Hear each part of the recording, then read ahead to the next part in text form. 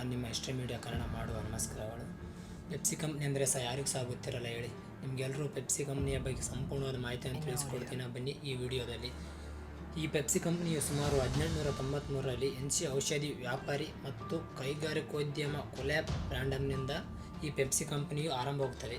ಆರಂಭವಾದ ನಂತರ ಇದನ್ನು ಉನ್ನತ ಮಟ್ಟಕ್ಕೆ ತೆಗೆದುಕೊಂಡು ಹೋಗಲು 1965ರಲ್ಲಿ ಇದರ ಜೊತೆಗೆ ಇನ್ನೊಂದು ಕಂಪನಿ ಶುರುವಿನಲ್ಲಿ ಪೆಪ್ಸಿಯು ಹಲವಾರು ರೀತಿಯ ಆದಾಯವನ್ನು ಹೊಂದಿದರೂ ಸಹ ಅದಕ್ಕೆ ಸರಿಯಾದ ರೀತಿಯ ಹೂಡಿಕೆದಾರರು ಸಿಗುವುದಿಲ್ಲ.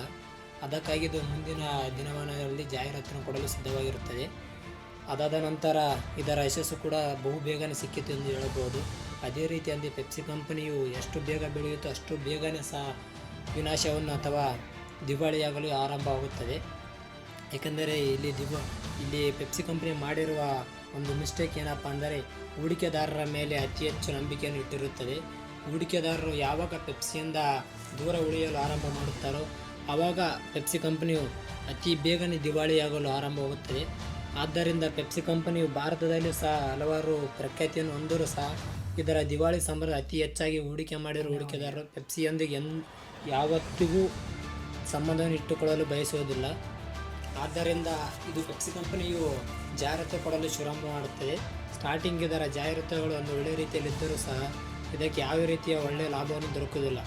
ಅದಕ್ಕಾಗಿ ಇದು ಮುಂದಿನ ದಿನಮಾನಗಳಲ್ಲಿ ಒಂದು ಒಳ್ಳೆಯ ಆ್ಯಕ್ಟರ್ಗಳ ಮುಖಾಂತರ ಜಾಹೀರಾತನ್ನು ಆರಂಭ ಮಾಡುತ್ತದೆ.